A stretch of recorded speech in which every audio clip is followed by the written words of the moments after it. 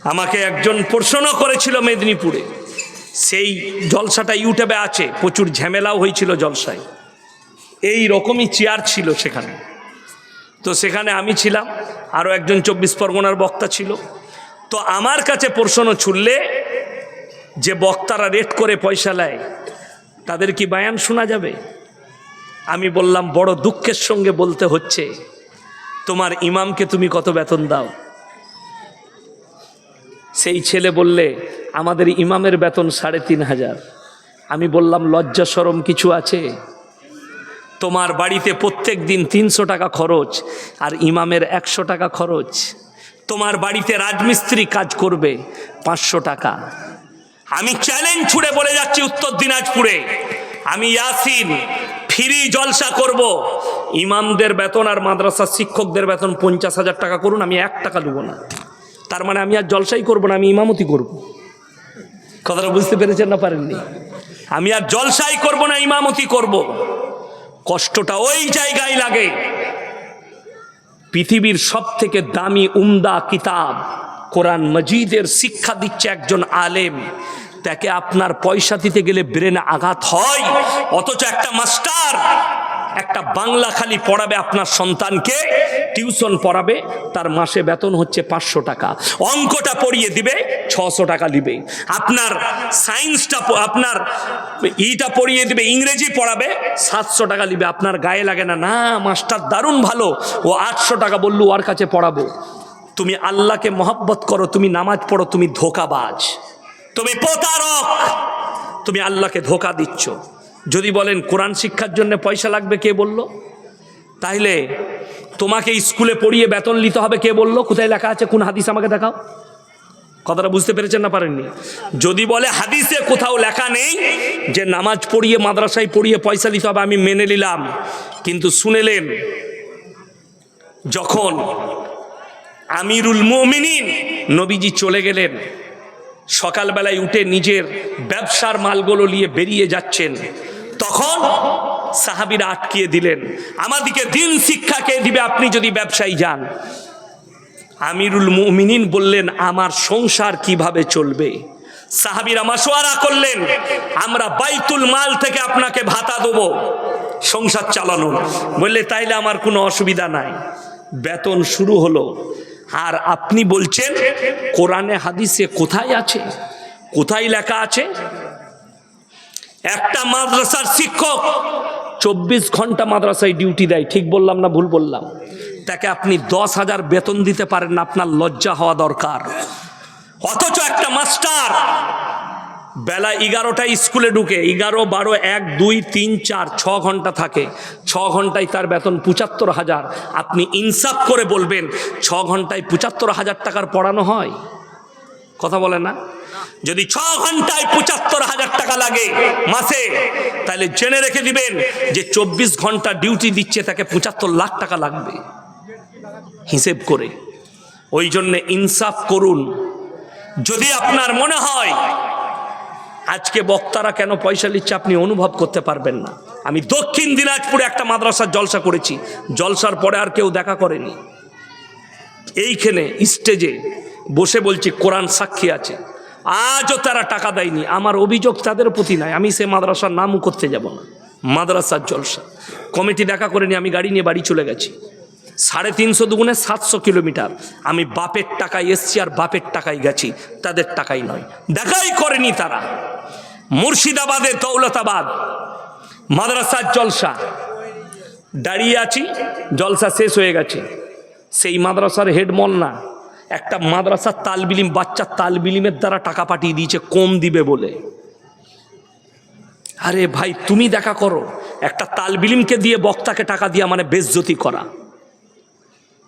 এইটা আপনাদের কাছ থেকে শিখেছে বক্তারা, আপনাদের না ইনসাফির কারণে। সমাজ যদি ইনসাফ করতে জানতো, সর্বপ্রথম ইমামের করত। আজকে 10 লাখ 20 লাখ টাকা খরচ করে, আরে আপনাদের তো কিছুই খরচ সেরকম নেই, 2 লাখ 5 লাখ। হাওড়া, হুগলি, মেদিনীপুরে যে জলসাগুলো হয়, একটা প্যান্ডেল করে মেদিনীপুরে 10 লাখ 12 লাখ 15 লাখের প্যান্ডেল। হাওড়াতে আর জলসা করে বক্তাদের রেট জানেন 30,000 40,000। আমি মেদিনীপুরে দীঘার কাছে জলসা করলাম, আমি বললাম আমাকে 35,000 লাগবে, অ্যাকাউন্টে ভরে দিল। এই রকম উত্তরপ্রদেশ থেকে জার্জিস আনসারি ভাই এসছে, তার রেট হচ্ছে 70,000, ভরে দিয়েছে অ্যাকাউন্টে।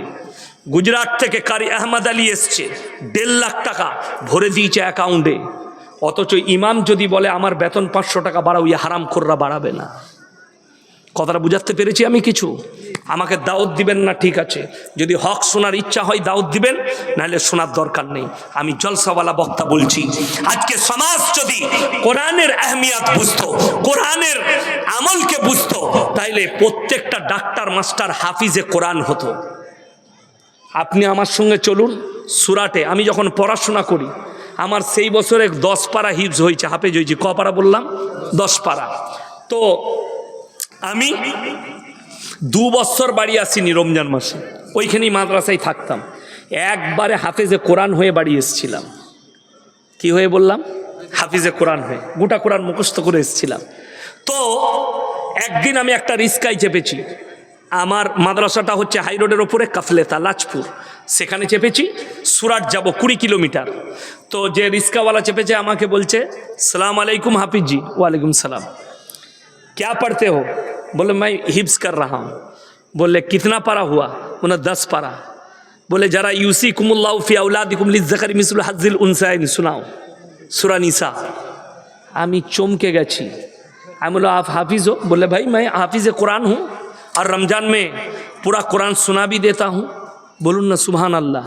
রিস্কা চালাচ্ছে কিন্তু হাফিজে কোরআন, ডাক্তার হাফিজে কোরআন, মাস্টার আলেম। অবাক হবেন, পৃথিবীর বর্তমানে সব থেকে বড় আতর ব্যবসায়ীর নাম হচ্ছে মোল্লা বদরুদ্দিন আজমল, আসামের এমপি। হাজার কোটি, কয়েক হাজার কোটির মালিক। পৃথিবীতে এমন কোনো দেশ নেই যেখানে ওনার আতরের দোকান নেই। কাবা ঘরটা যার আতর দিয়ে ধোয়া হয়, কাবা ঘরটা যখন ধৌত করা হয় আজমলের আতর দিয়ে ধোয়া হয়, ওই বদরুদ্দিন আজমলের আতর দিয়ে ধোয়া হয়। শুনেলেন, তিনার ছেলেরা আলেম, করোড়পতি, গাদা স্কুল। ছেলেকে দিনী শিক্ষাও দিয়েছে, দুনিয়াবি শিক্ষাও দিয়েছে। আপনার সন্তানকে মাদ্রাসায় নিয়ে আসুন, হাফিজে কোরআন করুন। 3 বছর লাগবে। কত বললাম? 7 বছরের সন্তানকে যদি এনে দেন আমাদের হাতে, 3 বছর সময় লাগবে। 7 আর 3 কত? 10 বছর। 5 বছর আগে আমার মাদ্রাসায় একটা জলসা হয়েছিল, 40টা হাফিজে কোরআন ফারেক হয়েছিল আমার মাদ্রাসা থেকে। তার মধ্যে একটা হাফেজ ছিল, সেই হাফেজটার বয়স ছিল 9 বছর। কত বললাম? 9 বছর। 2 বছরের ভেতরে ছেলেটা হাফেজ হয়ে গিয়েছিল। বিহারের আপনার জায়গাটার নাম হচ্ছে ভাগলপুরের ছেলে, ডাউয়াতে বাড়ি, উসামা নাম। 2 বছরে হাফেজ হয়েছিল ছেলেটা, এবং দাঁড়িয়ে কোরআনটা শুনিয়ে দিয়েছিল, দাঁড়িয়ে।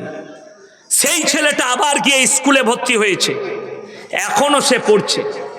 হয় ডাক্তার হবে, নাহলে ইঞ্জিনিয়ার হবে, নাহলে প্রফেসর হবে।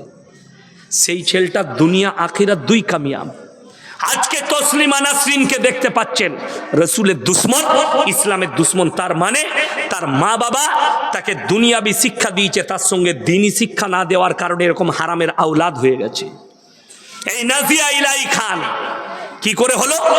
এর মা বাবা চরিত্রহীন, যার কারণে আর মেয়েকে দ্বীনি শিক্ষা না দেওয়ার কারণে এই মেয়েটা নোংরা হয়ে গেল, দেহ ব্যবসায়ী হয়ে গেল। আজকে বড় কষ্ট লাগে। আপনার সন্তানকে আমি একবারও বলিনি আপনার ছেলে হাফেজ হওয়ার পরে ইমামতি করতে হবে, কে বলল? আপনার ছেলে মৌলবি হওয়ার পরে ইমামতি করতে হবে, কে বলল? আল্লাহ ব্যবসাকে হালাল করেছে, ব্যবসা করবে। আল্লাহ তার রসুলের সুন্নত হচ্ছে ব্যবসা করা। আপনার সন্তান ব্যবসা করবে, কিন্তু আপনাকে দিন, আপনার ছেলে দিনের ওপরে প্রতিষ্ঠিত থাকবে, দিনের ওপরে তার কাছে নামাজ থাকবে, রোজা থাকবে, হালাল হারামের বিচার থাকবে। আজকে মুসলমান ছেলেদের কাছে দ্বীনি শিক্ষা না থাকার কারণে, কোরআনের তালিম না থাকার কারণে, রসুলের হাদিসের জ্ঞান না থাকার কারণে আজকে হারামগুলোকেও আপনি হালাল বলে অ্যাকসেপ্ট করে নিয়েছেন।